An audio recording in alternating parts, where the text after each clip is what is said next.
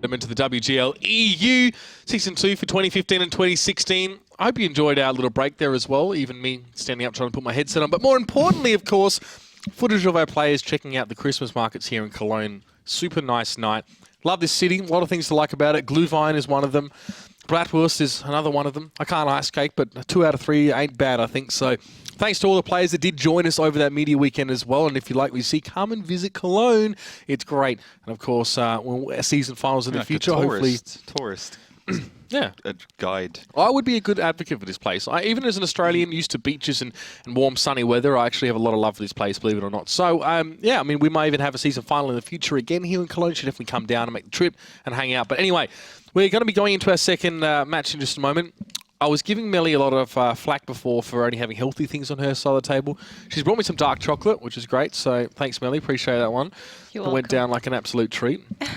Still healthy, apparently. Hey? Still healthy, I guess. Dark chocolate. It's It is. healthier than the regular one, yes. I don't know if you eat a whole block, it's No, healthy, no. really. It's even healthy for your heart, I've heard. It's like having a glass of wine every night is healthy. For Probably, you, yes. I'm not sure. But I don't know anyone who sticks to one glass of wine a night, or No. Kolsch for that matter. I had think you're Kolsch. probably better I heard off. if you drink one Kolsch a night, you can live forever. But no one can drink just one Kolsch. You see, that's the problem. Yeah. Yes. Anyway, so If you do manage to drink one Kolsch a night, you're doing very well for yourself. Well, Inhuman, I would say. if you're out with me and Ollie, you're doing it very wrong. That's another story. It's going to be Wombats on Tanks. Just quietly, it's Australia Day, so good time to have a Australian-themed team in the mix going up, of course, against Out of Range. Nothing Australian about that logo. Hate it, fix it, change your name, don't care. Let's bring the Aussieness into this one here as well. If I was back home right now, Ollie, I'd be on the beach probably with a beer. Really? There'd be no shrimp on the barbie because we can't have barbecues in summer outside. Not a thing. But we'd be tucking into So some the lamingtons. stereotype out the and window? stuff. Yeah, not a thing. No. We'll be having some lamingtons, though, no doubt about it. If you don't know what a lamington is as well, it looks bizarre, tastes brilliant. I think you should. I probably could buy some around here, actually, maybe. There's an Australian shop. Yeah. Yeah, but I haven't I don't been even yet. know what it is. Well, Lauren comes from like Lauren likes to go to the British shop, comes back with like English these shop. Scotch eggs and these bizarre thing. Oh yeah, English shop, whatever. These weird things. So Big difference. hopefully I can find some good stuff there as well if I go. But well, let's jump into this one here. Wombats and Tanks. Looking good since coming back, obviously, from the break here. By and large, anyway. Lost to Synergy earlier in the season. Didn't really do them any favours. And, of course, on a side of Out of Range, they're looking okay too as well, if we think back to two their wins. last week. Yeah, 2 wins. They had one yesterday last week against Rusty Roster. So I mean, they're doing well. I have to be impressed. They also won against KB. Another good result for them. So they're back in from the break after a terrible first half of the season, first 5.5, 6 match days. Yep. And 2 wins back to back, and maybe a third one here. Of course, Wombats. They lost against Synergy when they came back, and then won their 2 subsequent rounds. And they're looking better and better. I mean, yesterday against Rusty Roster, they played on proc first, lost twice, and then came back to win 5-2. So, yeah, I think it's pretty obvious to everyone that they're not really on their top form, and I think a lot of their players are struggling. So all it needs is just a decent team to come along and test them on a player skill level, on a tactical level, to be able to beat them, to be honest, I think, at this point in time. Out of range, though. I mean, what are your thoughts about them? I didn't say anything. Out of range, Don't though. laugh. Just saying. Like, do you think this is the team that can actually do that? Honestly, is this a kind of team that can stand up and have the tactical depth along with the individual skill to actually shake Wombats and Tanks off their pedestal? Well, KB and Tornado, when they played, it was just a 5-2 now. And when Out of Range and KB played, it was also a 5-2 or 5-1. Somewhere around there. So, I mean, you can draw comparisons there, and I think Tornado is probably a better team than Wombats right now. So perhaps they can. But it's going to be a hard match for them. I mean, if Out of Range play on 100%, they will win. If Wombats play on 98%, they will win. We have to talk about that 95%, 90% kind of level before they start losing these rounds. Okay, so we're still not sure. We do want to know what you guys at home think about this one, especially as I know a team like Out of Range definitely been able to accrue their fair share of fans. And for all that, for all that, we do pass to Melly as well, who is currently managing the voting side of things here as well. So let us know, Melly, where people are putting their votes right now. Have a wild guess. With Wombats and Tanks? Yes, 93%. Because the Australian It's Australia logo, Day, that's boys. why. I'm telling you. Carmen, get your act together. Well, Carmen has been very vocal on Twitter today when it comes to facing Wombat on Tanks. Maybe, I mean, frightened dogs bark louder. I don't know. Maybe. Dogs bark. No bite to his bark though. We'll have to see. He's losing his teeth already. Let's be honest. Come on. And his hair. That's not what I meant. Aw. You're so mean, guys. Oh, we love him really. We've always got to get one or two WGLEU. Carmen Tell me, cracks what in do you think about how mean those guys are? You say that every week. You say, please tweet me about how mean these guys are. And no one And says no one anything ever. tweeted. Yeah. No, I know. What does that tell you? No one They agree likes with me. Oh, it's just we don't think we're being mean. Every time you're not on the show, Bit they banter, complain, but I don't think they're complaining that we're bantering you. So But yes, there is has to be a little fun allowed, right? People, the vote is still on, so head over to facebook.com/WGLEU and get your predictions in. Currently, we already have a lot of people participating, but there's always room for more. And if I scroll quickly through the predictions, it's a wild mix again. It seems like, well, after the past few match days, people can't really decide on one result. Usually we had all those, well, people were going always for the same predictions back in the day. But now it's all mixed up. It speaks well, for the same the teams teams. played it back in the day. They were always the same ones winning. But now we have, since I reckon season 5, season 6. It has never been that versatile, right? Yeah, we've been up and down, Yep. more. Yeah. Whereas That's I mean, beautiful. in the beginning it was like, well, Kazna offline. We had School Bus, Virtus Pro.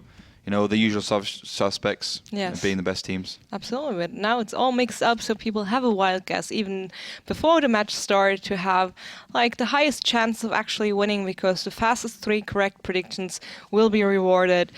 The 4th one, well, sadly not, but we still have another vote coming up, so don't be too sad if you blow your chance this time. You will still have one try tonight and also tomorrow and the day after, so don't worry, just get involved. Also follow our platforms to stay updated and to not miss any single second and action going on the servers. And of course I'm providing live updates via Twitter. You follow us at WGLEU to stay updated. all right, easy as you like. Let's turn our attention, I guess, towards this next map here as well. Himmelsdorf will be the ones to start things off here. I mean, one sort of stat you can pick out a little bit here, I think, as we go in, is it's only a 25% win rate on defensive rounds here for out of range, whereas on the attacking side, Wombats haven't lost a round yet. Yeah, and it's their first. It's their first map. This is Wombats on Tanks, is map choice, and they will be on the attack first. So technically, yeah, could go well for them. Let's jump into the interviews, though, and hear what these two team captains had to say about each other.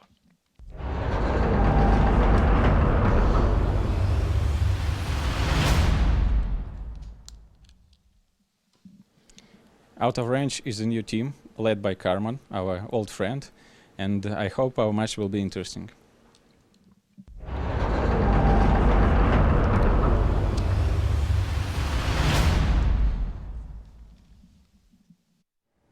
Wombats on Tanks are a very strong team, which already proved that nobody can take them easily and they can win with everybody.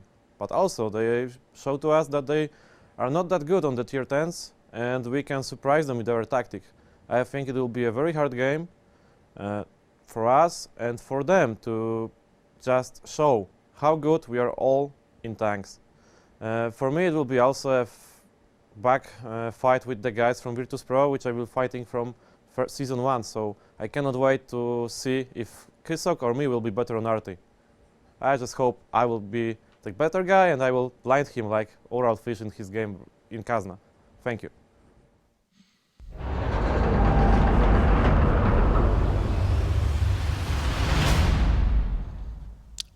Well, Carmen's assuming he's even going to be playing this game, first of all. He's assuming too much, I think. Yes, probably. I assume A, I'm going to be playing the game, B, I'm going to be playing artillery, and C, I'm going to be better. Kusok's going to have his hands chopped off before we play, and then he might be better than me. I might be better. So. Frostbite or something, I don't know. No, I'm not sure that's really likely. But yeah, I mean, we had out of range, Carmen not playing the last 2 matches from out of range, and they did superbly well. Of course, that was the same case in the last match they played from last year, and they lost 5-0. So, I mean, I guess, you know, we can say that maybe Karman not being in the game does have an effect. And to be honest, he's been at the bottom of that damage board consistently. Okay, he's playing those tier 8s, but it does make a difference. He said on tier 10s, we've seen them, or maybe we've perceived some weaknesses in their lineup here. So we'll have to wait and see if these weaknesses actually manifest in real life, or should I say on the battlefield itself. Picks coming in now as well. And out of range, bringing the IS-7, then bringing the IS-4 here. The defensive side hasn't been good for them at all, Oliver. And they're hoping to sort of start to bring that back a little bit. Yeah, so let's see if they can actually do that. I mean, it's the easiest side technically on Himmelsdorf by about 5%. Have a better chance of winning in general, and you know that really follows on from the changes we had in 754, where the cap was slightly moved to the right side. There was a building placed in F2, which a smaller tank like an MX-1390 can hide behind. But of course, now with these bigger caliber guns, it's not so easy as you can get splashed out and reset. So, Wombats starting on the attack, as you said, and defensive side going to out of range, their weaker side for sure. And it looks like they're setting up for a pretty standard defensive positioning. I mean, a lot of teams, for instance, have gone down the 1 to 3 line in the last couple of days, but they have just gone straight towards that eastern side, the 8 line, as Rizier gets spotted. It's pretty normal strategy here for Karitz to head towards the top of the hill. We'll see Rizier down there, and well, 3090 is really accurate on the first shot there. You pretty much can consider that one a 5-shot tank in a lot of cases here. Karitz won't connect that one, but he does at least get to spot the 3090. So he'll pull back. You won't see Desik, though, below him. He's not close enough to proxy spot, and he doesn't have line of sight. So the IS-4 will be able to move on towards that 8 line unfettered, but there's a couple big tanks looking straight at him. Desik does spot on towards Breakneck. Oh, maybe he spotted Kusok, and he shot Breakneck. Yeah, I mean, it looks like there's a little bit of lag with the... I'm not sure exactly what's going on, but I actually saw the same problem on Sunday with the Russian server where everyone was just lagging like hell. But yeah, I mean, Kusok receives the first one. Desik is in a perfect position there in the IS-4. It's got a strong turret. The only real weak spot is the frontal glaciers, where you can actually get penetrated pretty easily. But the turret is just an absolute beast, and the sides are also beasts. Very quick maneuvers from Desik. This guy is an absolute beast, by the way.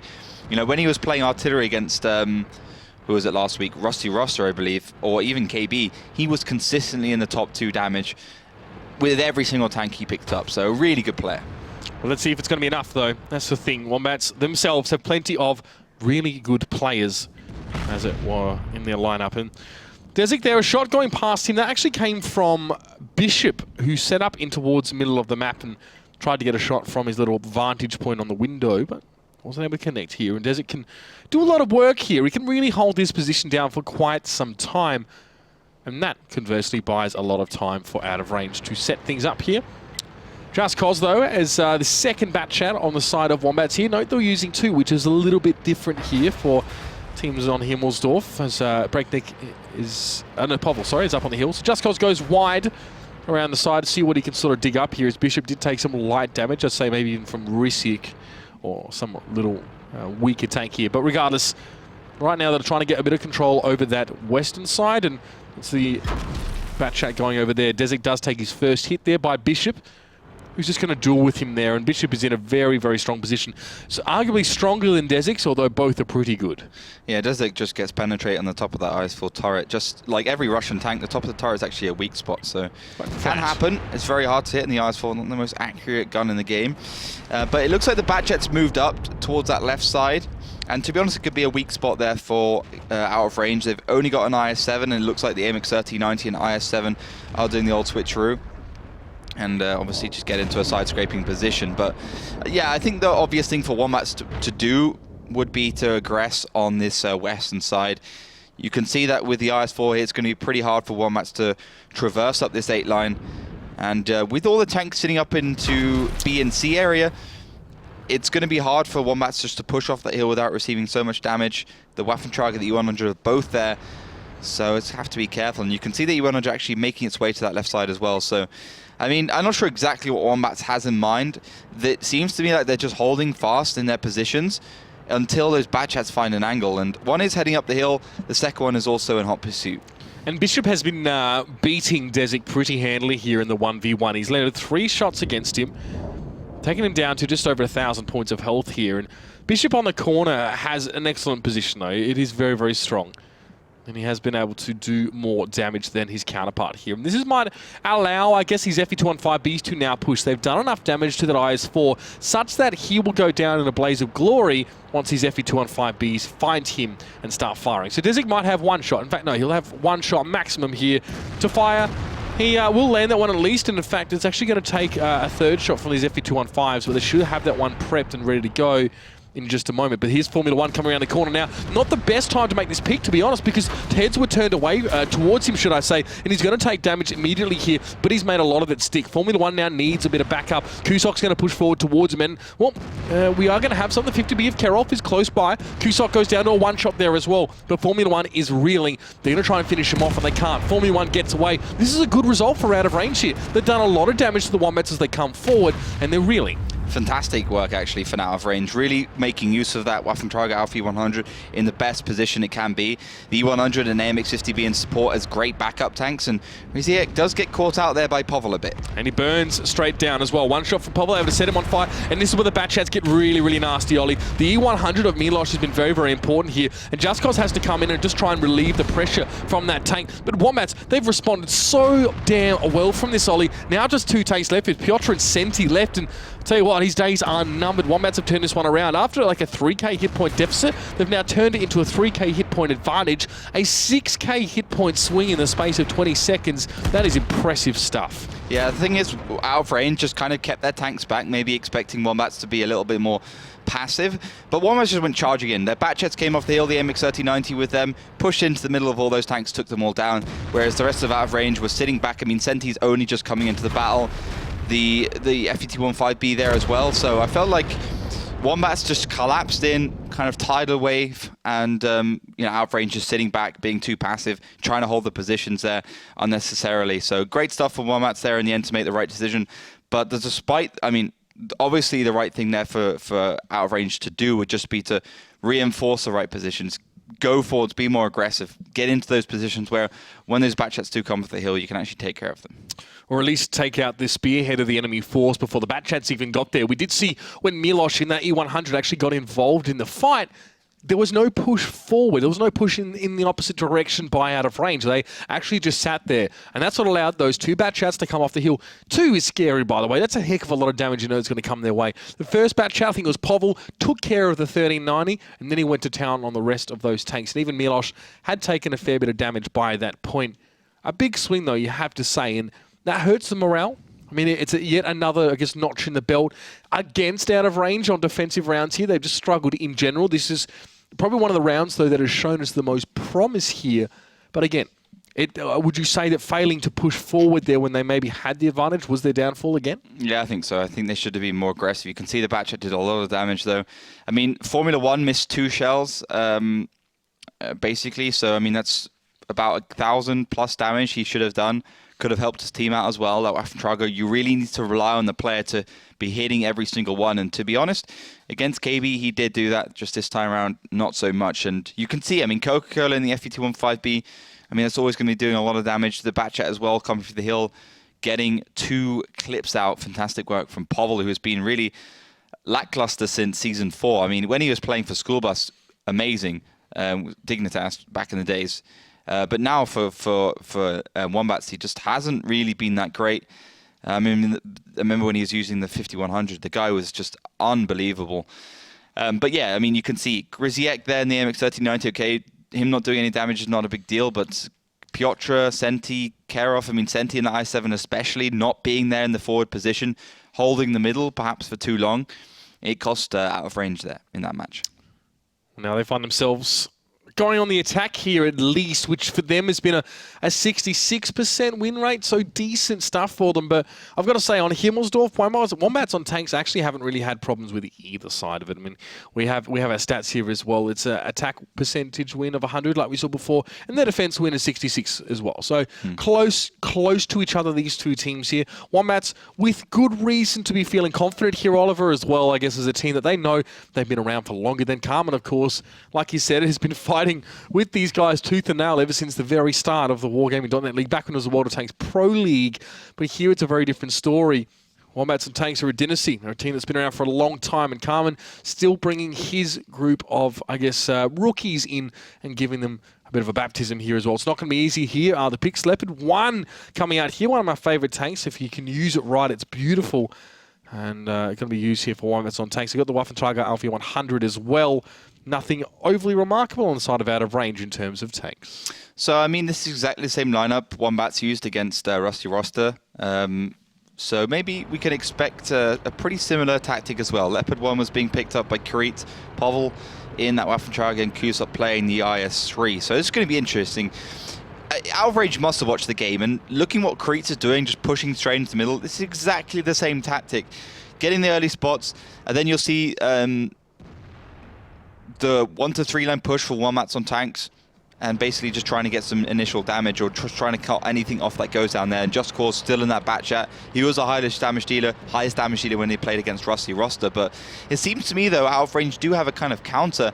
They're all on the hill. They're all pushing across with those heavier FE215Bs, IS-4s, and they've got 50B as well. Well, they've got almost the entirety of their lineup up on the hill there. The IS-4 is going to be holding on that 8 line. And he won't be threatened for the moment. Maybe some shots from an FE215B through the little gap at G3, which is a spot you can fire from, but we'll have to see. Kedavan here, pushing forward. You will note again that Carmen generally now preferring to lead from the rear, as it were, and actually not join battle, so he'll be trying to coach his team along as he possibly can. But there's only so much you can really do from there as well. He has to rely on his rookies to get the job done.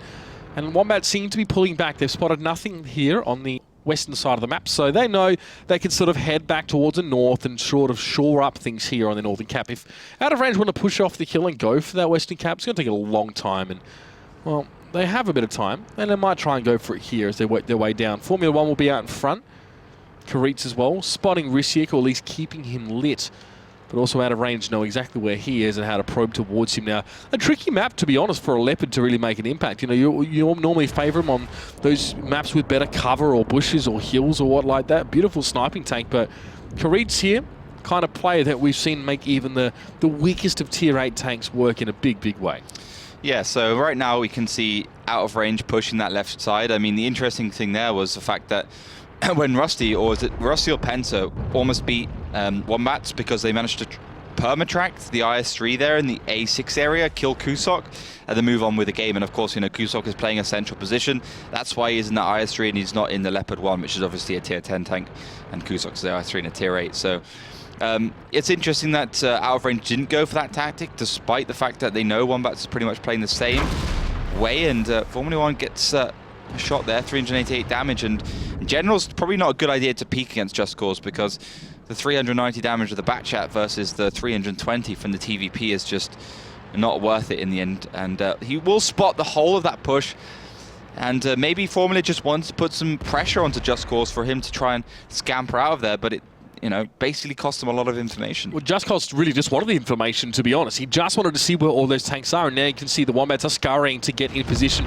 I've never seen a Wombat scurry, but I can assume it probably looks something like this. Not that fast, but definitely with intent, as the Wombats get themselves set up towards that northern side, and it is Milos who will dip his toe in the water here. Crossing over the fence line, can see Bishop, doesn't have the shot, but Formula 1 just gets double tapped there from 2 angles, and that's stressful. When you're getting hit from 2 different directions, you know you're way too far out of position. And we're starting to see a repeat occurrence of what happened to Kneckelbrod here as well. Out of range are going to push into this one. Wombats have had time to set up, and they're going to punish. Yeah, but we saw Kneckelbrod with the Waffentrager, and that's what really did a lot of damage. So actually, Wombats aren't being particularly aggressive, and out of range are hitting some good shells, but Karov is going to get taken down now. He was too aggressive against Karitz, and this FE215B will have an easier job because it can side scrape and it can angle. So can't side scrape 2 shots though 100 degrees apart, which is the problem for Milos here. Yeah, that's definitely going to be a problem. In general, I think out of range try to catch Wombats by surprise. But I mean, the thing is, the Batchat spotted them, and I felt like out of range just went for it. Oh God, Pavel just cleans up Piotr there as he's tried to come from the north. A little bit strange, I will say, as an FE215B to try and go that on your own. Not really the solo tank you want, maybe a 50B or something similar, but well, he goes down, and that was Pavel getting involved. So the Waffentrager Alpha 100 not even getting involved in this main engagement here. It wasn't even required, and that's pretty scary now as out of range fall. Well, more than 5k hit points behind it. Kusok is in an IS-3. We've seen Kusok in IS-3s many times before. Two tier 8s going head-to-head. Kusok is going to pound Ketevan until he begs for mercy, and he'll get none of that, of course, as Kusok going to come straight forward. Povl as well might be helping in this clean-up effort. Nope, he's going to leave Kusok with the AMX 1390, and fair enough. Ketevan's on reload now, and there's nothing he can do. Yeah, I mean, Ketevan didn't do that particularly good job against Kusok there. I mean, he should have done better, but you can see the final push for Wombats is going through into Riziek and Formula. Yeah, Coca-Cola has to sustain a fair bit of damage there, and Karitz gets the finish there on Formula. It's just Senti now as well, and he's not really in a position to run and hide, nor could he anyway. It is out of range on the attacking side here with 200 hit points left. It's going to be a 2-0 straight out of the gates here as well. Virtus Pro showing up in Wombats and Tanks, should I say. It's funny how easily that falls off the tongue. Wombats and Tanks is showing up in a way not unlike what we generally come to expect from them here. And out of range, despite them saying we don't think they're as good on tier 10s, we think that we maybe have an opportunity here. Mate, if they don't get the wins in, bang them in there, it's not going to matter, man. We've got Himmelsdorf, we've got Muro, Ruinberg, and Mines coming up as well. And none of these I'm really favouring out of range against Virtus Pro Wombats on Tanks. Once you start, you can't stop. I'm not really favouring them in any way. Yeah, I mean, the thing is, we said again in Tornado Rocks when they played against KB, like, Himmelsdorf is always going to go to those kind of teams. They just feel comfortable on it. So maybe there's a chance here for out of range. Looking at the stats, I mean, out of range and Wombats don't have a particularly great track record, like 50% win ratio for Wombats and about 0% for out of range. But they haven't played that many rounds. They've only played 2, so can't really read too much into that one. They just probably had a hard match against a couple of teams. So against a team. So let's see if they can provide something better. I mean, out of range when you're looking at the maps, okay, they have to kind of give away Himmelsdorf. They know that there's good potential that they go down 2-0 there. Then they move on to the next ones. Murovanka, that's when they have to try and claw at least 1 round back, 2 rounds preferably. Slightly defense bias map, so at least get that one in the board. Problem here, though, is this is chosen presumably by out of range. If they get 1 round here, if they only get 1 round, then it's Wombats on Tanks' map to follow, and we've seen they can already get 2 in a row on their chosen map. So it could be pretty nasty. It's Ruinberg the next, so. Really? Yeah.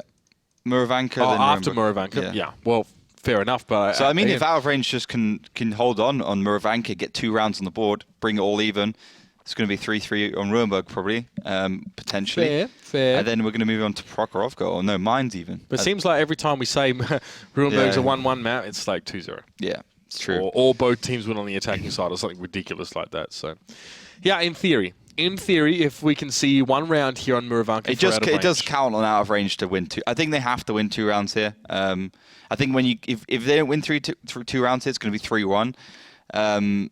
Because let's say they win 1. I mean, it's realistic. Moving on to Ruinberg, where I believe Wombats will be on defensive side, so it's going to be 4-1. And then they just need to put something together on the attack, or just put something together on Mines, and they're going to win. They're going to win a game on Mines at the very least. So they have to win 2 rounds, I believe, on this map. So what we're getting at is that a lot rides on this map here, Murovanka. 1, and to be fair, out of range and not tested on this map. Like you said, a 0% win rate. They've only played the attack and defense sides respectively once. But they're going to bring some artillery in here anyway, out of range. Maybe practicing this one during the break or just for this week. We'll have to see. They're going to have to show us something special if they want to get over the Wombats. It's STB, TVP, 215B. Well, it's a big mix, really, to be honest, for the side of out of range. Let's see if that sort of works here. A lot of 140s being brought out here for the Wombats on Tanks. The 110E5, which I always like to see on Murovanka. And, of course, a bat chat for Just Cause. Formula 1 and the 110E5 here as well. You can see both teams thinking they definitely need to bring those in, and I agree, they're excellent on this map. Yeah, a very heavy lineup from out of range in general. I mean, 2 heavy tanks, like, okay, 1, and we did get to see a mouse actually yesterday, but 2 is unbelievable. Let's see how they can actually make them work. So Formula 1 going forwards, he's going to go hull down, definitely, just in front of that small mound you can see there. You got the M40 Pine, of course, just in a straight line shot position. And it looks like Wombats with a pretty standard setup. Okay, they've got K6 area medium tanks, and they got the standard. Who did we see? I think, yeah, the standard Oops position with the AMX 1390 far forward, which Kassler drove straight into, and I think all the teams are now copying. Or maybe that was seen on the Russian server. I haven't seen it on that one though. And in general, the Russians don't like Murovanka for some reason. But yeah, I mean, it looks like a normal defensive setup from Wombats. Well, We can see Desik there has just set himself up at 8-3, so he'll be hoping that Wombats do try and play things fairly statically and make themselves vulnerable to any shots coming in. Bishop, I mean, the moment Bishop gets lit, he knows he needs to roll back or at least move back away from that bush because Desik is aiming at this hill right now. I can guarantee you that's where he's looking. He should just blind shot. He's already blind shot once, but he should just blind shot into that bush because it's a pretty standard bush to go into for a lot of teams. And it makes a lot of sense to sit behind it. I think call me Risic being lit here after firing that shot, so he negates his own camo rating. And for Wombats to see so far back into the formation of out of range is giving a bit of information over, really. More that Wombats actually are wondering where the main push comes from here from out of range. They've got a lot actually set up towards K7-8 here as well, which is really interesting because they're not really going to be able to get involved in too much, maybe to repel some sort of center push or sitting back in reserve. I think it's a 140 and a batch out here, so they can quickly get into the fight if they need to. Formula One just hulling over the top, seeing if he can spot anything here. Really nothing is what he's been able to come up with so far. It's another blind shot by Desik. Does go near Povl. He needs to keep blind firing as much as he can until he gets information. But again, out of range, very, very slow to move towards this. By now, we would have seen teams actually move on to the cap completely.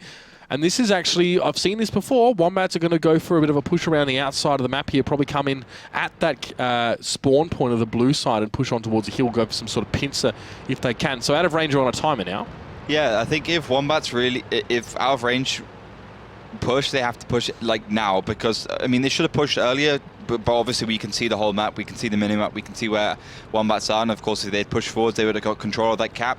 They just need to make sure that FE215B in the background is staving off what will inevitably be a push in through the middle from the medium tanks from Wombats. So, yeah, I mean, I think out of range has just done it in time. They've pushed in, they're going to put the T110E5 forwards as soon as the FE215B catches up.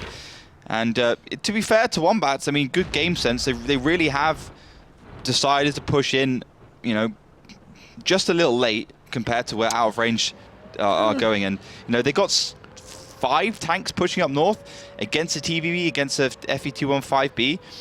It depends how much out of range really commit to this cap. And it depends if Wombats have anything from the south that can actually help and set up some sort of crossfire here as well. Good to see this push from the Wombats. I don't actually think it's too late at all, especially because out of range are only pushing 1 tank onto the cap, so they're not really pressuring that heavily. Keroff already taking some early damage from Breakneck, who himself has had a few shots go in his direction. But this push from Wombats has not been detected yet by out of range. They must have a feeling that they need to move pretty quickly, and they are pushing up. So this is good. They're pushing on towards the STB1 of Povl, and they're going to try and challenge it now as another tank has moved on towards the cap. This is going to speed the process up a little bit. Now, Senti takes a bit of damage, but they've managed to get rid of Povl completely. So this little flank, this little move from behind here from Wombats can be completely negated now. Surely out of range, if they're thinking, and I think they are thinking men, should know there's a push coming from the backside. Yeah, for sure. I mean, there's no other position they can come from. I mean, the backside or the middle is the most likely, but the reset's going to come in inevitably, and I think out of range just have to get out of the cap, get safe, and basically set up in the same defensive positions Wombats are in. Well, Desik, of course, this is what happens when you get caught out. He'll have a crack at Coca-Cola here, and Coca-Cola, oh, geez, he needs to respect Desik a little bit more than that. I think he got lucky, of course, a shot not quite being able to get there as the depression angle on artillery, especially that one there, isn't great, so it does go over his head. The shot, that is. Kusok takes a bit of damage there. Bishop is looking to challenge Risic or whoever in whatever way he possibly can here. Wombats have taken a fair bit of damage, and this little maneuver hasn't really worked out. It was less that it was too slow, Ollie, but more that out of range actually fairly quickly cottoned on and pushed towards the south to get Povl. Exactly. The timing for an out of range was perfect, and yeah, Risic not getting the better of Bishop there with 2 shells, and of course that strong old Object 140 turret does come into the equation, but it looks like out of range are not willing to sit back, relax. They want to push around. They want to find these angles onto the 140 and the pretty low HP of that T110E5. Karitsa's the only tank in the middle that could really punish this. I mean, Kusok there from a great distance is able to slap one in towards Kerolf. Formula 1 is still really healthy as well. Let's keep our eyes towards that direction. He's going to get pushed onto now. The longer he stays alive, the more damage his teammates can do towards his attacking tanks. But Just Cause is able to get in there. He was tracked up, but still in a position where he can fire, and Formula 1 will go down. An important bastion of strength for out of range falling, and not a good sign now as well. I don't really know if I don't think Risic and Piotr should have pushed around that corner. They should have stayed back and kept an eye on Formula 1 here and at least be able to fire back. Yeah, they were super unaggressive as well when they pushed around that corner. They kind of random battle styled it around that corner, pushing to a further house. But of course, you know, Wombats can just push over the hill and suddenly you can't shoot them anymore. I mean, just not a very good play for an out of range. I think, yeah, you mentioned it. I mean, they should have just stayed there defensively or just pushed along that ridge straight into the Wombats players who are lower HP. And yeah, that's gifted this round beautifully towards Wombats. Pretty bloody average there from out of range. A bit of indecision again. Seems to be a common trend with this new team, and it cost them, especially against seasoned opposition like the Wombats. Kusok up on the hill in the background. He's just going to take that kill happily, and it is picked like a cherry. Bishop also takes down Piotr, and it is just Karolf left, and Kusok will do the honours, and that will be 3-0 here. And the pressure, Oliver, has to be starting to mount here as well. Yet to find a round out of range. They've been trying, and they've had some good responses. I've got to say, that push mid to late round from them was good. But after that, things started to fall apart. Yeah, I mean, they got a great shot onto breaknet with the artillery, bring him down to 1.2k. They also pushed into the cap at the right time, got it down to about 5. Wombats had the right timing to get the decap, of course. But then I felt like, you know, we had that situation where out of range got into defensive positions on this map and Wombats got in the attacking positions. But I mean, out of range was still in this offensive kind of, mentality where they decided to push around the corner with 4 tanks and they didn't do anything with that push. I mean, Wombats just pushed over, took care of that T125, took care of the FE215B, took care of that Object 140 Senti, which is sitting on the hill. You know, that 1 for 140 is not going to make up for the whole of Wombats aggressing onto you. So I think if out of range wanted to win that one, they should have just set up defensively and just continue exchanging well as much as they could. Or, even better, they should have just pushed straight across and taken care of Wombats head on, one-on-one, head on head. They were had head in HP anyway, so they could have made it happen. Maybe they were trying to get into the middle, I'm not sure, but didn't work out. It appears that Wombats are far more effective at punishing out of range for their mistakes than out of range are for punishing Wombats in the same way. You can see that there were good choices made at multiple points throughout this game, but you can see when push came to shove and the rubber hit the road, the poop hit the fan, whatever you want to say, it's 5 out of 7 players for Wombats and Tanks up on that front page doing most of the damage here. Yeah, Coca-Cola's had 2 basically matches. I mean, yesterday as well against Rusty Arusta, and this match where he's been really, really good. I mean, he got subbed out for 1 round on Prokhorov, Gigese for New Nexi, didn't perform well. Well, he performed okay. He was second highest damage dealer for Wombats, but it was a really good sub. Coca-Cola consistently good. I mean, definitely considering the fall of people like Breakneck who have been, you know, at the top of that damage leaderboard for a long time. A really good pickup, but you can see that. I mean, the damage just wasn't there at the end of the game for out of range. Dezek did his job kind of with that M40. Of course, he's going to get flanked. I mean, I felt like he's a bit too slow to the chase when you're in an artillery piece and your rest of your team is pushing forwards. You've got to push forwards with them. As long as you're putting aggression onto that STB and T1 and T5, so they're reversing, they're out of line of sight. You should just be about okay. But Dezek got caught out from behind, and he wasn't able to provide the support he perhaps should have done. Here's a problem as well. When you run an artillery piece and you want to move the entirety of your force from, I don't know, let's just say north to south, then you have to actually kind of bear in mind that you're only as fast as your slowest member sometimes. Dezek is an M40, M43. It's not a fast tank. Literally like a cart with a drain pipe strapped to the top of it. You can't expect him to relocate with the rest of your team like that. Of course he's going to be left out to dry, especially if Wombats are flanking around the side as well. So, you know, always, and I see that we've seen this so many times before as well, a team needs to relocate. Having an artillery piece will hold you back in that regard. If you want to be some super dynamic team, then don't take artillery, or think about what the consequences will be of your relocation in terms of losing that key piece. Dezek did 900 odd damage, fired 4 shots, so one of them hit. You know, I mean, he wasn't really able to be effective in this case. But if Wombats can counter you having an artillery piece just by flanking like that, maybe it's a bit too much of a flimsy strategy. But I digress, Ollie. Speaking of tank picks, though, no artillery this time around.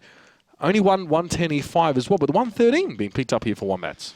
Yeah, a lot of these teams starting to like the 113, and it does take a little bit of time before they start to count on to the fact that it's a great tank, and it's worked out quite nicely. Yesterday it didn't work out for Kazaku and Mines. They got absolutely wrecked with it. But it has to be used in the right situations. Looks like Wombats just pushing through the middle. Again, this is, I mean, Wombats did exactly the same tactic last time, just pushing down the south, spotting whatever they can do. If they can see if they can find anything in that southern cap, that cap number 2. They put some defensive positions, defensive tanks in that western side. The T-125 goes hull down. The STB is also going FG1 area. And they keep the MX-1390 in towards that right side. So, I mean, this is a pretty standard start from both teams. Karitz again often the subject of our scrutiny in the early stages of any Wombats and Tanks performance. Has been sent into the forest just in case out of range decided for anything cute, but oh, Bishop, that's not cute as well. 2 big bullet holes in his rear end as he is caught by Piotr in Formula 1 by the looks, or a couple of those out of range players. So strange positioning for that 113 here, but you can see Wombats are a lot more decisive about making this push towards the cap. Karolf in a position to fire, and he is able to catch it towards Kusok. So Wombats are taking a lot of damage early on here. It's not putting them too far behind in the grand scheme of things, but they have moved on to cap already, so they need to punish these hull-down tanks, and guys like Karolf or whoever's firing a breakneck right now, giving him absolute headaches, Risiek or Desek, I think it is now, they need to push some of their mediums up there to challenge those guys, otherwise this cap's going to fall on its face. I love what Out of Range is doing though. I mean, they're peaking so well, they're doing great damage against, you know, every single Wombat tanks that's going up against them. And they're winning every single exchange. I mean, only Rizik's received 1 shell, and basically the whole of Wombats have received 2 or 3. They're getting smacked up, eh? If Wombats win this, that's pretty big effort from them. Actually pretty bad from out of range. Finally, some of the damage is starting to come back in the opposite direction. Formula 1 now with targets to shoot at multiple angles, and he's eventually going to be pacified here, but Coca-Cola's down. Milosh will claim him. Desek's a 1-shot here, and Bishop being forced to deal with Karolf at length. And it's tough. Karolf there still looking very, very healthy. Just a tank that can hold his own, even in the messiest of situations. Juskos picks Desek off, but Juskos down now to a 1-shot himself. And it's still a lead that Out of Range are able to maintain here. It's going to help them a lot. The MX-1390 exchange in the north could also be pretty important. If Caravan comes off the better against Karitz, that's going to be game over. There's an MX-1390 pumping damage into your back. It's going to be a real pain, and he's actually got a good angle onto breakneck. Not exactly sure why he's continuing to try and shoot Karitz. Wombats have messed this up pretty clear to see now. I don't really know if there's much to come back from here. Karitz be off reloaded in just a second, but Risiek there at least can get Kusok 5 versus 5, but it's a health point that is the big defining factor between these two teams. Milosh and Karolf chiming in with kills of their own there. It's Karitz as well on the cap point. He's up against it himself. Breakneck looking for Ketevan, but he's not an autoloader. He can't finish off that 3090. Karitz, however, is an autoloader, but he's got like 3 guys to fire at, and it's just 2 tanks left now for the Wombats. They're messed up here as well. There's no, you know, honestly, it's fairly common that we always see, maybe just see like 1 mistake from a team like the Wombats. Just 1 drop round here, but although, like you said, for Out of Range to have held on here and actually got themselves around, it means that we go to Ruinberg, where Wombats need to win both to finish the game off on that map. Exactly. I mean, this is probably a little bit too little for Out of Range. As we said at the beginning, 2 rounds would have been the minimum. Well, it would have been, you know, the maximum, but also the minimum at the same time. Povel's going to find another one. It has brought it on a 3 versus 2 situation, so you can see Wombats, even when they're back or against the wall, they can still come back. They can still do an extraordinary job. And Karolf is a 1-shot. Look at, I mean, breakneck is just unbelievable. Like snapshots left, right, and center. He's insane. Just to break the neck of the enemy team. Ketevan as well looking for breakneck there as well. Breakneck perpetually lit here. He actually doesn't have any information on where Out of Range's tanks are. And it's only about a 600 health point difference here. If Pavel can actually finish off Karolf, there is some hope here, especially with Ketevan probably reloading, I dare say. Pavel now should push onto that 110 E5, but he doesn't know what else will be waiting for him. So he has to be pretty patient about this one. I mean, if he was able to go for Karolf now, he'd probably actually be able to get Wombats close to a win here, but they've got to play this one pretty slowly. With Ketevan being a 1-shot, Milosh probably still has the reload to finish this one off. There's a lot of number crunching here, actually. The fact that Wombats have managed to bring it this close is, again, pretty frightening for Out of Range here, but still, they're very, very low. We'll see what they try and do with it. They're on the attacking side as well, which means they need to go for some sort of cap eventually. But this time that they're giving to Out of Range is only going to help the defenders as they pull themselves together, or at least force Wombats to trade tanks here. Perfect setup here. Milosh by Karolf as well. So even if Pavel does get the finish on the 110 E5, the I7 can finish Pavel. Or even Karolf may survive depending on how fast the shots come in. And Ketevan's in the background as well. He can do both things. I mean, he can shoot any tank that pushes forwards. He can spot any tanks that goes around him. And of course, he can run away as well. So just depends on what's the best in that situation. But Breakneck's also playing, you know, pretty standard stuff. I mean, when you're in a position like this and you're down, and you have to go against more tanks than you have. You always try and reverse back, go from the furthest angle you can possibly think of and you can go, and then you just slowly egress forwards until you're as close to the enemy team as possible in a hold down position, which obviously 140 does well in if you can get the gun depression to shoot over a house. And yeah, I mean, this is probably the better angle he can find. Oh, Karolsson spotted. Can Breakneck finish him with his one shot? No. He doesn't want to take it. That would have been very, very important here. But Breakneck now reveals himself to Milos as well, which is dangerous. Very dangerous. Breakneck hoping for a shot on Karol, but he knows, well, Karol will be looking at him, but he still gets to finish anyway now. So things getting just a little bit closer. Povl needed to hit that shot and may have been blind up against Milos. And Milos will try and 1v1 against Breakneck here, which, to be honest, if Milos just rolls down off the hill, he's going to be completely protected from Povl here. Look at that, 500 damage straight to the gob, and Milos took nothing as well. There's no way you really win against that kind of tank, and Milos can shrug off all the damage in the world. He'll get the finish on Breakneck now, and that'll be a 1v2. He missed the shot there, unfortunately. Breakneck now can roll over, take a shot here. This is going to get very, very close. Milos has to hit his next shot, but he's missing a lot too. My God, these fast-firing tanks can really give some nightmares here with Ketevan coming up from behind Povl as well. What? Breakneck's still alive. He could get the finish on Milos here. This could be big, big stuff. Ketevan coming around behind Povl. Povl needs to turn his head. He may have the next shot. No! He takes it on the 30-90. Milos is a one-shot now. It's a 1v1 situation. Povl versus Milos. 3 minutes and 15 seconds left. Povl now can see Milos. He was spotted. He's going to roll off the hill. He's a Povl faster, had the reload. more maneuverable tank. He had the time. Milos now going to blind fire that. Just hope to hit that one. He is still revealed to Milos right now, but look at the positioning. Milos has that hull to hide behind. Povl had better hope he goes for another angle. This shot could be very important. No, he doesn't connect it. It was actually a module that was damaged there as well. The periscope, the viewfinder for Milos. Terrible module to have damaged in this situation. I mean, all these Russian tanks have super low view range, and the IS-7 suffers the same kind of deficit as the IS-3 does, so he's going to struggle against Povl now, especially because his periscope is down. But I mean, I felt like Breakneck had the reload there against Milos, and to be fair, Breakneck bounced 2 shells on the side of the IS-7's frontal track area, the drive sprocket, no, the drive sprocket's on the back, I don't know, the flywheel, whatever you call it. And that could have been a massive difference for him, but you know, it's always a roll. It's always a roll when you're shooting heat ammo against tracks. I don't know about... I mean, Milos's periscope may be down, but mine is up at this kind of fighting. Povl can spot him as well, and he knows he's not even seen, so there's a chance here, a slim one. Povl needs to find the perfect shot on towards Milos. HE splash would be perfect, like you said, Oliver. I have to see if he's actually loaded that as well. We're not sure. The shot doesn't connect. Milos now has spotted Povl. These two tanks, it is very, very nervous stuff back and forth. Milos has to either survive or take Povl down. All Povl has to do is get the kill, but he only has 1:43 left now. We could throw caution to the winner, just go for this one. But getting close to Milos while staying unspotted is quite tricky. But the thing is, he has the hill in front of him. He has the fact that he's more maneuverable. Milos really can't go too far. In fact, the best place for him to be right now is behind that tank hull. And Povl can just look for better vantage points here. It's the IS-7 being side on. That shot from Povl going in towards that tank hull as well. So now Milos will adjust his position. Povl, I mean, we have seen him in very critical situations before. Very important 1v1s, Oliver. The last time was, of course, up against Alien at the grand finals, the first grand finals, and he messed that one up royally. This would be a very, very important one for him as well, but still, Povl, he misses that shot. He now has an opportunity. He can go for this one. He knows Milos has a very long reload time, and Milos is going to push towards me. He misses the shot. Milos will have his one ready. Povl has to back down off the hill quickly. He does, but with 53 seconds left, Povl just has to be so careful. Milos is going to go for the push, but if Milos pushes up the hill, he reveals his lower glasses to Povl. The weak spot on an IS-7. Povl can penetrate that, so Milos is being smart. Sidling up the hill, 36 seconds left, and Povl goes down. Milos gets the finish there as well.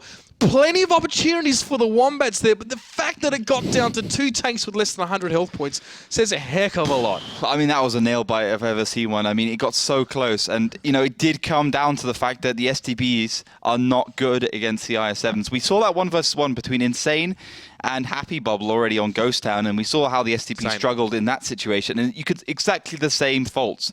Everyone's like, oh, heat ammo, gold ammo. You can see it's not effective against IS-7s. You're going to bounce the track like you saw the heat ammo of the 140, you know, just trying to pummel into the side of the IS-7. I think Breakneck probably made a mistake pushing forwards into Milos. I mean, unnecessary, of course, considering he was winning that exchange. Ketevan missing his first shell. I mean, he's playing terribly in that MX-1390. That cost him his life. Pavel managed to hit that one. You know, you're talking about 2.5 second time between shot with that MX-1390. So it's a long time. And then, I mean, we had that situation where Milos was charging down the hill and Pavel was up here, and the heat ammo is probably going to bounce on that even on that angle. You know, yeah, okay, it's slightly flatter, but still it's a lot of armor. I felt if Pavel wants to win that one, he should have just gone for it. You know, he should have peeked up again and then gone back and peeked up again from another angle, like consistently moving around the map a little bit. But he decided to go for just a head-on-head exchange, which of course the IS-7's better at. It's not the first time, like you said, we've seen that same thing happen. Here's your count back. Pavel, obviously, a lot of shots fired. No surprises. He sitting pretty on damage done here. Milos not really having the biggest round, but Pavel, for all the damage that he dealt, it just wasn't enough. Again, the Wombats were so far behind. 5k hit points at some points here. Says a lot about them to be able to bring things back, but they didn't quite manage to get it all the way. I really hope for Wombats that kind of reignites the fire we've seen from them in the past. I feel like when I play World of Tanks sometimes, when I have these rounds where I actually have to play, you know, really well, it makes me feel energized. It makes me feel like I want to play the game a lot more than if I just have easy rounds where I'm just battering the other team or my team is significantly better. So I think we'll actually be able to see Wombats now transitioning that very close clutch into the next 2 wins. Pretty significant wins, I got a funny feeling. Well, 3-1, the scoreline currently does stand. And we have the situation we discussed earlier. We're going to be moving on to Ruinberg as it is in just a moment here. But Melly, I mean, I'm sure a lot of people would have been putting their votes behind Wombats. We saw it was a very strong vote in their favour earlier on. As of people seeing this because of our delay, they're probably still not seeing anything from out of range. So Not I'd really. say the vote wouldn't have changed too much. Not really. It's stuck on 89%, and it started at 79. 79. Or 94, I think No. it was, or 93 or something. Something 93 exactly. It started at 93 and now it's stuck on 89%, and I don't think that it's going to change much in the next few minutes as the guys at home catch up. Well, maybe it's a wake-up call for out of range. I mean, they were so hyped the last match day where they actually won, if I'm not mistaken, and maybe they can climb back up on that moral wave and maybe get a few more rounds from Wombats on tanks. But I personally don't see them Believe, winning. Melly, believe. It's hard. It's hard to believe after that performance, to be honest. Yeah, I mean, and the fact that they only clawed their way into a win there in that last round is not a great sign, I feel, for our friends there at Out of Range as well. I mean, we've talked about Ruinberg now. It used to be the 1-1 map. It's not that much anymore. Except for Wombats, I feel like their attack rounds, they're still lazy about them. They're just like, They lost 2-0 against Utopia Wombats, I believe. They just That was when the mouse came out. Was that? Yeah, Utopia. Yeah. Well, yeah, I think it was Utopia. They lost 2-0, so can happen here as well. Potential. Only one way to find out. We're going to be jumping in just a moment here as teams still rated themselves up. From what my understanding is that we had the setups all checked by admins and stuff like that as well. So, yeah, Ruinberg is going to be kicking things off here, and I'll be interested to see what our tank picks are in a few moments, and that will really set the tone for this one and see if our attacking side actually going to be trying to bring anything freaky or anything different to this battle. Of course, on the attacking side, it looks like it's going to be out of range here as well. So, see what they can do. We can see the tanks coming in, double 113, Waffentrager in there, whereas it's 3 FE2 and 5 Bs for Wombats. Yeah, so Wombats on the defensive side, clearly slightly heavier lineup. I mean, Wombats always like to go for something lighter. Well, those two Batchats and the RU251 are coming out. But, I mean, technically, Wombats should be able to win this round on the defensive side on Ruinberg, definitely being the favored. What we're looking at right now, 66%. So pretty much the same as we had last season, although slightly lower defensive wins. But in general, Wombats just stand fast and don't screw about like they did last time with driving through the middle of the field with an IS-7 and getting taken out. It should be putting them on match point. Double Batchat as well for Wombats. So I'd like to see teams use those, especially when they bring him in as like a shock force, I guess, later on in the piece to really mess people up. So it's Just Cause being one of those two. It'll actually quite aggressive positioning, to be honest, for Wombats here. Just Cause pushing all the way up to that corner, spotting a lot of tanks here as well. Has to be a little bit careful. We'll take a couple shots in his direction. Still get some damage towards Formula. Oh, he'd love to crunch on towards his 50B early, and you can see he's outplaying Formula pretty nicely here. Able to dodge one shot. The second one does go in towards him. He goes low, but he's really crippled that 50B. Yeah, he's down so low, and that's a perfect start for Just Cause. You can't argue with that. And considering the amount of resources you can see out of range trying to put onto killing this Batchat, yeah, okay, they've lost him, but they've basically taken that MX-50 down to a one-shot. Dezek's also been Amaraked. Mirlosh has also received a shell. And I think Karitsa's in the top corner as well, the RU251. For resets, baby! That's where you go. And Out of Range haven't set up to try and stop that as well. Look at them, they're not even bothering with that top corner, and Karitsa's going to make them pay through the nose. It's literally Ruinberg 101. Deal with that back corner, put a freaking tank there, or kill their tank there. It's as simple as that. Out of range now, have to be careful. Karitz can reliably reset against his 113s if he has any sort of decent angle. If the 113s want to angle against Karitz, they angle away from the Wombats in the village who can just pound them with shots with peak. Exactly, they're just getting absolutely annihilated. And as soon as you have control over this K1, K0 area, sorry, there's no way you can cap, and this is just going disastrously. Karitz is not even spotted right now. He's just pounding those 250 damage shells every 5 seconds into the back of the tier 10s. Yeah, okay, only 250 penetration, but it's still against the back of the tanks, and even Povel's having a crack. Yeah, Povel, in fact, has fired every shot that he has here. Karolf has a full clip, and you can see the first one harmlessly bouncing off of Kusok. He only has a few seconds to live, and he better make him count. Oh, the low roll there for Kusok, and he's actually going to have to just try and angle against Karolf. But look at what happens. You angle against a Batchat, I don't care if you're firing gold, bro. You're not going to get close. Kusok's reloaded. He fired at something else there. I think it was Rissiak coming towards him, who was obviously a more immediate threat. Go for the ram. Look at Kusok. Just set up, just angle towards him. How many shots do you think you can connect? Rissiak just getting wrecked here. That's another one bouncing off the IS-4. You're in a Batchat. You need to come in from the sides of the back, not like this. And Kusok is going to be loaded in a second. Another lowish roll there towards Rissiak, but still, Rissiak's out of bullets. 2 Batchats, 1 IS-4. Sounds like the title of a really, really bad movie, and to be fair... The old APCRs from the Batchat, interesting. I'm saying... he could have penetrated the IS-4, he didn't have the APCR, but I mean, considering how weak we've seen Heat being, maybe not surprising. That was average. Well, that's fair point, I guess, but very, very average. 2 Batchats, 0 of 2 making any impact. Kusok just sitting there like... Chilling. Like honestly, it really just troll face on. He just angled his tank in their direction. Just angle in their direction, turn the frontal glacier slightly away, so you have your tracks in their direction anyway, and you get the best of both worlds, basically. I mean, when you have a tank which can bounce from the front, and, you know, he's using APCR, because if it was a Heat, you have 330 penetration. It might have been a different story, but yeah, that worked so well for him. And at the beginning, Breakneck with the peaks against Formula 1 and the 50B. I mean, Breakneck, brilliant damage. I think it was Breakneck or Just Cause, one of the two. And then, you know, you had Out of Range pushing in the cap, everyone from them receiving damage. Karitz in the background in the RU251 as well, chiming in from the back. And yeah, that's just game over. I mean, I can see what Out of Range tried to do there with a classic, as you said, push on Ruinberg, but it's just not going to be good enough. I don't know, man. The reset's coming in as well from Karitz in the back corner on the 251. I'd love to see his damage when we get to see the damage count back. Yeah, I mean, we'll see it. I mean, these on the front page. There you go. Yeah. 16 shots fired. 100 damage average per shot. Now he probably fizzled a few. Yeah. I mean, look to the Batchat as well. Karolf, they're getting a bit of damage done. I don't know what the other out-of-range Batchat did, but like Karitz able to just reset after reset, and he wasn't even challenged. Karitz, at the end of that round... You could see his position was so safe, so watertight that no one even got close to him. In fact, Karitz didn't receive any damage. He received 1 penetrating hit. He was the most important tank on the side of Wombats there. He was the whole reason why literally there was no point for Out of Range to even bother trying to cap. You can't do it. Yeah, we've seen so many rounds on Himmelsdorf dictated by whoever won that corner engagement, and Out of Range didn't even go for the corner engagement. I think they went for a fast cap.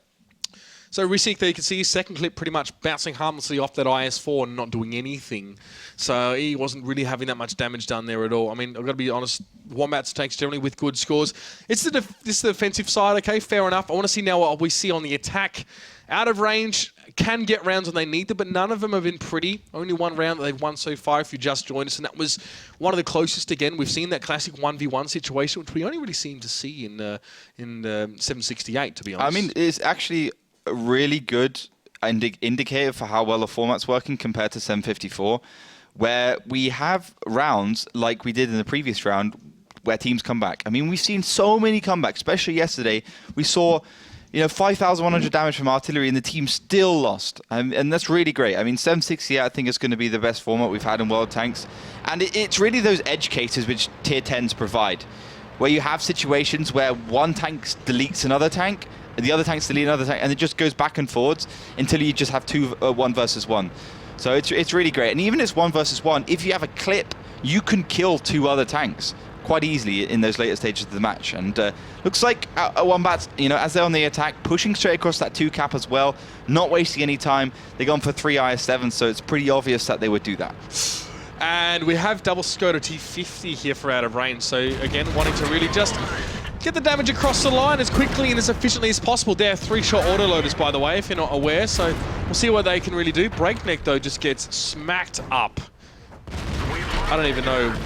Yeah, okay, bro. See you later. Smash my break up. Yeah, pretty much. That was pretty average there from Breakneck. Now he goes down. It's a normal move, though. You push behind that building as fast as you can, so you can basically stop out of range pushing forwards any further to stop them getting the resets. But of course, if out of range, just have a bit of balls, push around the corner and take care of that Batchat as quickly as possible, it negates that tactic completely. Well, Karit's just rolling through.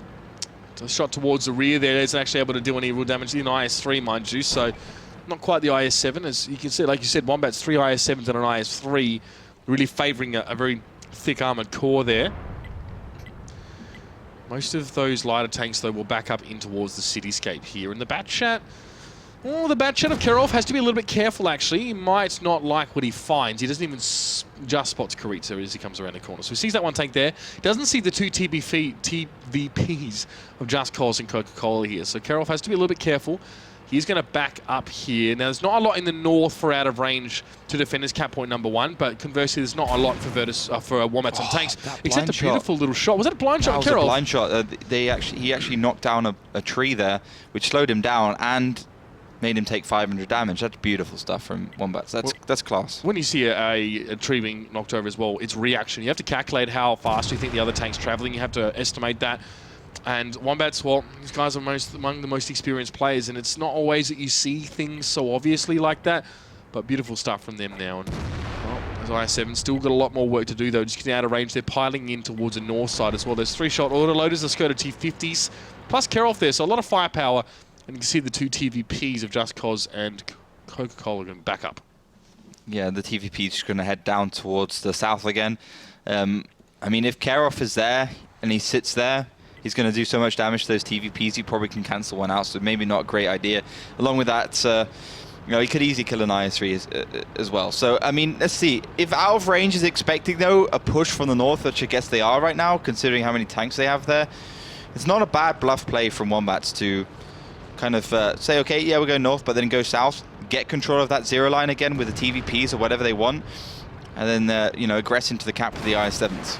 Now, the Skoda T50s you're going to see are going to struggle to penetrate these IS-7s, especially at that distance, especially side on. So now that they've been caught up in the north, those lighter tanks, the Wombats going to make a push. They baited out of range out quite nicely here. There's still a little bit to defend with, but Wombats aren't taking a lot of damage on the push, and this could really work out. It depends on what out of range do with their tanks up in the north, whether they move them or not. Povel takes a shot. Bishop as well gets in position, but they are there at least, and Milos now starting to get punished a little bit. We'll see what those mediums can do from the north. So far, they've been pretty quiet here, and the TVPs as well are going to be pushing up just because they're looking for his next target. Yeah, actually right now it's going really well for out of range. They're doing great damage. They still got control of that 0 line, so they don't have to worry about the cap. But of course, Wombats have control over that eastern village. They're starting to push in, and you can see they haven't really taken advantage of the fact that out of range are pushing across the field. So out of range will have reinforcements very quickly. 2 50Bs on either side here, or one on either side, should I say. It's very, very hard to deal with. Just Cause as well been caught by Kirov in towards the middle road. He should fall here, and Wombat should lose this one by rights, but we've seen them turn things around like this before. Coca-Cola now won't be a part of that equation if it were ever to come true. 3 tanks left. Wombat's going to get chunked on down here. Out of range, will at least get their second round here, which is kind of what we expected, Ollie. Really nothing overly surprising about them to pick up a round here, but they're far from in the clear, as it were, and it's a defensive round on Ruinberg, so brilliant. Yeah, exactly. It's kind of to be expected. You can see the advantages there. Wombats, they had a decent plan. But just pushing through the middle of the map, they're going to receive a lot of damage. All out of range had to do was just peek around those corners, do some good damage. They had the 113 to have to worry about the cap. And then, you know, once they put enough pressure onto Wombats, they can send those tanks which are sitting up in the north across the south and actually go take care of the rest of Wombats and tank. That's basically what happens. Yeah, exactly. I mean, Ruinberg defense, don't exactly understand why we have it as a map. Still saying that after 2 seasons. I will say it every single time. If it's 1-1, there's no point. And yeah, mine's coming up next.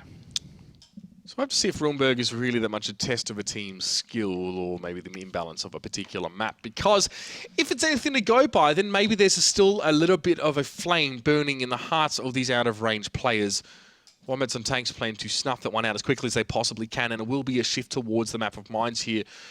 Which, to be fair, looks pretty good for Wombats and Tanks, especially on the face of it. But don't forget, last 2 times we have seen the out-of-range guys on this map, their pushes from the north have been sublime. They set up on the middle of the map, they get a great crossfire, and they just dump on the enemy team from that position. So before we get ahead of ourselves, let's have a look at the damage count back here as well. Unsurprisingly, a lot of damage coming away from out of range here as well. Only Coca-Cola really featuring here on the top damage scorers. Yeah, he was the only one who managed to do some work. I mean, he was in the middle just with the TVP, really working away. But yeah, I mean, that's one of the first times we see all 7 players from a team in that first damage page. So good stuff and out of range, and Ruinberg just being, you know, very good around those corners. They all pulled their weight, and you know, the Skoda seemed to work as well. Pretty interesting from them. But yeah, so I mean, mine's the best map from Wombats on Tanks, 83% win ratio. Out of range, you've had a mixed results on it. At the beginning of the season, they're bad, then they seem to be better now against KB, for instance, against Rusty Roster. So they have a chance. But I would still say Wombats, you know, if they were going to pick any map in the world, mines would probably be, you know, the top 2 they would choose if they were going to fight a team on. Well, I think out of range would probably consider this amongst one of their preferred as well, like we sort of alluded to. So that's what we want. We want to see a matchup, especially one so pivotal as this, with the game literally hanging in the balance here, as a map that both teams are good at. It's an M40, M43 for Wombats and Tanks. They're going to be bringing that one in, and out of range, bringing a Mouse and an E100 to mines. We haven't seen a Mouse on mines yet this season. Oh, we have. Really? Yep. We saw it yesterday. So you weren't here. Yes. Okay. Was that from? Wasn't from out of range though. Who would bring that one? We saw it from. Can't remember exactly. Maybe was that on towards the western cap? No, they sit it down into G6 on mines on the defensive side. But the E100 we haven't seen on this map so far. But yeah, we've seen the Mouse once. We've seen it on the Russian server as well. I think it was against Wombats. Maybe it was against Wombats, and I think Rusty Ruster picked against Wombats yesterday, and then Wombats just simply dived off the hill and took care of it, wrecked it, and then moved on to the rest of the cap. So maybe they're going to do the same time this time around, and if they send it to G6, that's a possibility, but there's also an E100 they have to take care of. So maybe that tactic is slightly negated. Yeah, weird. Weird to see both those two together here, and out of range obviously have a lot of health points to reflect that, bringing 2 massive F-off tanks. Kusok sitting right up the back here as well in his artillery. So that's something that can really, I guess, threaten or pressure those artillery pieces. There's a bit of splash damage from Kusok that on towards Risiek will track him up, actually, as well. And Carol forced to move, having taken a lot of damage here. So sitting back towards that island doesn't seem to be a valid strategy for out of range here. Defending, taking a lot of damage already. With 2 big healthy tanks like a E100 and a Mouse, it's not the end of the world, but taking more damage for free than I otherwise would have liked. Yeah, it's a standard tactic for a team to push into the CD area and then have a lighter tank go forwards, or in this case, Bishop, spot what goes across, and then just shoot it down as quickly as possible. I guess for out of range, they didn't see a light tank from Wombat, so they'd expect them to use that tactic, as Milos just takes a big chunk of damage from Kusok. And don't underestimate Kusok as an artillery player. He's probably one of the best. But there is some response from out of range, and yeah, they are set up very defensively. Very, very defensively indeed. So I wouldn't, you know, I think they can hang on here, and Bishop has to be very careful. That FE215B is not particularly resistant from the front. Interesting to see a 215B in that spot. Normally an IS-7 maybe would make more sense here. So Bishop gets slapped around the face a little bit here, and that's a lot more damage than he would have liked to have taken. And Wombats haven't really done much with that, but there's that E100. Look at Milosh, 635 damage shaved off him. Really getting punished here, and that's blind spotting. That's blind shot, by the way, from Kusok, or at least the assumption that Milosh hadn't moved since he was last spotted there. So really good work from him. He's taking the E100 low already. Risik also taking a hit. And Wombats are just trading damage really quite well. Kreitz is trying to sneak his way in, and it's always interesting to see Kreitz play a higher tier tank, because in my opinion he's the weak spot in 768, and Desek is actually going to be there. Mouse has got good gun handling skills, easily finds that shell, and now Kusok will be paying attention to the Mouse as quickly as possible. They didn't want that one in the middle of the map, and you can see it can just shrug off those shells, and Kreitz definitely making a big mistake. Yep, getting tracked down the open permatrack now by the looks of things. Desek does take a hit there as well. I'm not really sure if that was artillery originated. I think it may have been actually now, as the impact seems to have been on the top of his turrets. Either way, Desek has to be a little bit careful here in pushing forward. No, the actual impact was in towards the front of his plate there as well. So a little bit of damage coming to Desek, but you know he can soak it up, of course, having the most health in the game. Type 5 Heavy has more health than the Mouse? Slightly less, doesn't it? 2,800, I believe. Right, so not quite as much as the Mouse. Still the king of the jungle, ironically enough, as the name might suggest. I remember the Mouse had 3,000, the E100 at 3,000 at some point, I believe, as well. Yeah, I remember that was all people played. Makes no sense. I mean, the Mouse is 200 tons. So. Clan Wars on the Asia server. 10 yeah, I mean, the E100 when it could absorb damage through its tracks was the most insane thing. Senti got slapped there as well. I don't think that was from artillery, otherwise he probably would have blown up in one hit, given that he has no turret. But still, he's smarting a little bit now as well. There's not much he can do from that position there, so he must have pulled back somewhat. Out of range, actually, to be fair, with Kreitz and Bishop in those two instances getting wrecked, that's pretty good actually for out of range. It does put them up, but mind you as well, they have a lot more health points to start with. But Wombat's putting two tanks really in towards the into the frying pan a little bit there. Have to be careful. Kusok really has to pull his weight here in this round more than probably any other. Kusok has been pulling his weight. I mean, he's been doing good shots against the 100s and Mouse, which is exactly what he should be doing, softening up those bigger targets. But there's only so much he can do. The rest of his team is playing, not great. I mean, especially Kreitz peaking. His commander's down, his track is damaged. He's been ammo-racked as well, so doubling his reload. So many things wrong with his tank right now. He's just not going to be able to play effectively. And of course, 2,000 hit points down. But Senti receives one, I believe that was from Coca-Cola with a quick blind shot, and that Mouse is being punished. And of course, the German military doctrine at the time was just to build a big old square tank. That's not particularly, effective when you're using the higher penetration rounds. It just goes straight through that square side armor. Flat on the sides is the problem. Angling clearly not a huge concern for them here. So look, both Milosh and Desek are low, but it doesn't really matter if they get into a fight and their armor's able to shrug off all the damage, and they can have 1,000 health or 1 health, doesn't matter.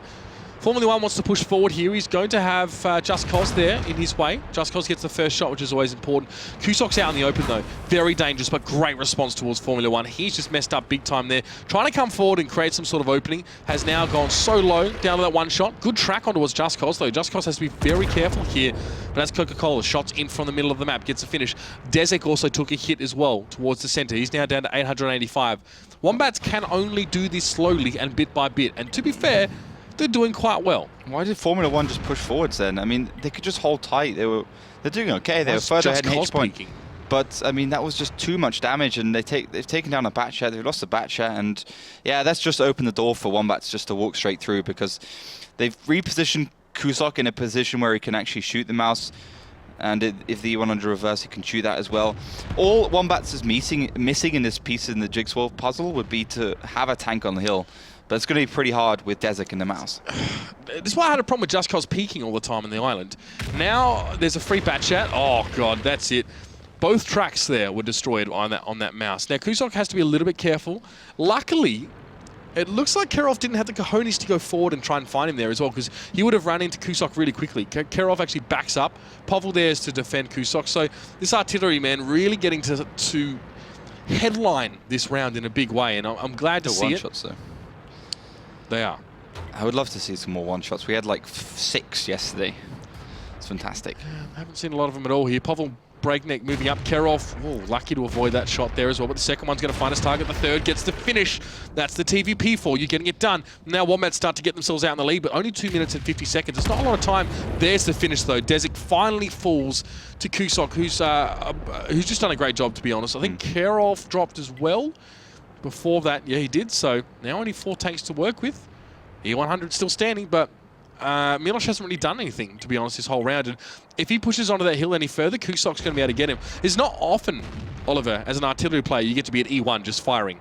Yeah, he's doing so well. He's just pounding down the tanks he needs to pound down. I guess the biggest problem is it's just not a great artillery piece. It's inaccurate, slow firing. Okay, it does a lot of damage, 1,850, but the problem is it's taking him so long. There's only 2 minutes and 10 seconds left on the clock. For Wombats to be in a position where they can actually potentially win this round. And Breakneck gets so lucky that shot didn't actually penetrate from Kormi Piotr, just hits that side of the tank. And heat ammo once again being the downfall of many of these kind of exchanges. And yeah, I mean, Wombats are starting to run out of time. That's the biggest problem here. Can they take down 3,800 damage in 1 minute and 40 seconds? Don't know. Pavel sees Piotr here as well. The proxy spot does ring true. Piotr wants to peek this one, interestingly enough, here. Well, I think Pavel has some backup, so Piotr just has to sit tight. If he wants his team to win this round, do not peek. For the love of God, sit the heck back and wait. Just like that, all you need to do. The enemy come to you, get your shots, take them when you need to, but with Senti falling down towards the back of the map, and Milosh now a one shot. Risic as well, close towards death. Piotr now, Pavel could just push Piotr now and just finish him off. He peeked, Ollie, for God's sake. Piotr peeks out, takes 1,300 damage in a short period of time. You lose one exchange, and then you keep on peeking, and you keep on losing exchanges because you're in the worst position, and you're always going to be the one aiming last, and that's how you lose these ego plays. And yeah, 1 minute left on the clock, 589 HP to deal with for Wombats. And the cap will happen in time easily. 25 seconds here left, so out of range need Risic to, well, do a lot of things actually. He needs to reset the cap, needs to kill all 5 of the other tanks remaining. Kusok's just been an absolute beast this game. It's always a pleasure to see him play that artillery. Risic there didn't reload for some reason, so Pavel there gets to finish him off, and there it is. 5-2. It was quite a marathon there. We've had quite a few rounds go to that full 10-minute marker here, but we do have a winner here in our second match of the night. It's going to be Wombats and Tanks, our second 5-2. And impressive stuff from Kusok there on the artillery. The man, he knows how to work that one really, really well. Justifiably up the top of the scoreline. We'll keep that one special until you guys can see it on the screen. But he's definitely given us a masterclass here in artillery tonight. Yeah, I mean, he had the right angles at the right time, just methodically pushing his way through the HP of out of range, just hitting his shots, which he needed to hit, getting it in the right angle. His team was playing around him well. They were just making sure they could proxy spot. And to be fair, out of range were really static. Of course, with those 2 heavy tanks, they played into that style. And you got to remember, these are blind picks. The other team sends their lineup in before the match. So, of course, out of range, if they knew that Kusok was playing that artillery piece, maybe they wouldn't have gone for those 2 heavier tanks. Good response though, isn't it? I mean, it's a blind pick situation here, so you can't respond to what the enemy team is picking. You just have to go with something yourself and hope it works. So I guess Virtus Pro in that regard kind of won the scissors paper rock game. Bam, get around that 4K damage, my man. Great artillery play. Yeah, fantastic work. I mean, yesterday we saw 5.1. It'll be interesting if we actually see any more than that towards the end of the season. I believe that's the most out of every league, but someone might correct me on that one. But fantastic work from Kusok. It's good to see him in artillery. Of course, he was the artillery player for Virtus Pro back in the day.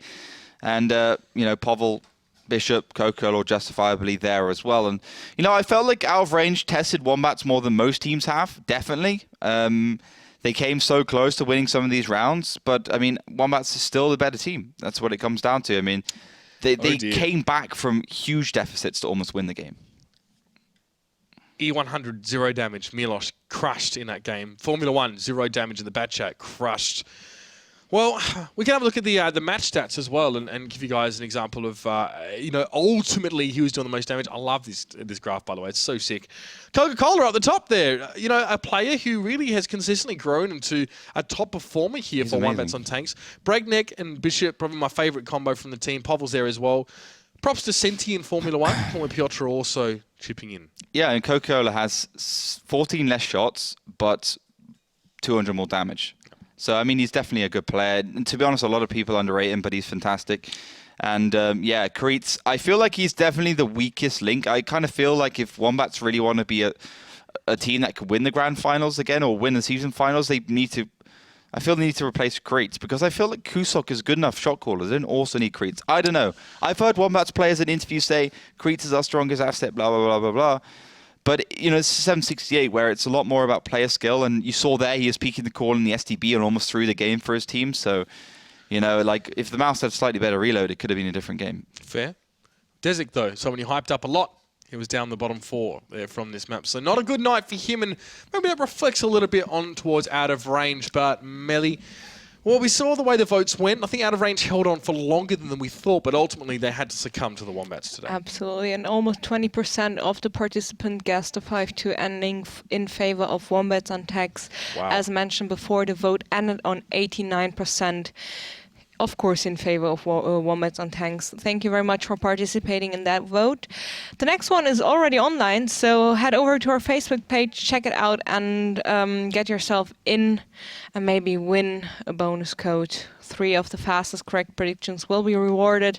Simply click on the very first link on our timeline or the little team vote button right above it, and you will get forwarded to our team voting app, where you simply have to choose your team logo. Well, the team's team logo, obviously, but the one you favor, and then predict the exact scoreline in this little tiny text field below.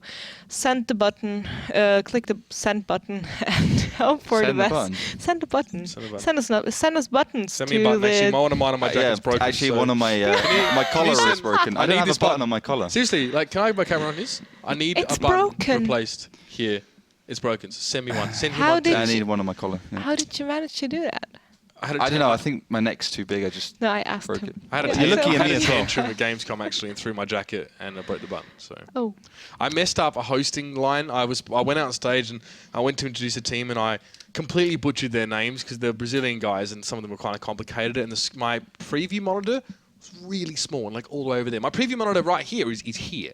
So I could look and see what's on the screen. But at Gamescom, it was like across the room on a monitor like this. And their names are like, like really long. I'm not even going to try and pretend. I want to sound racist. You're going to screw it again. But the name is really, really long and the text was small. So I walked into the thing and threw.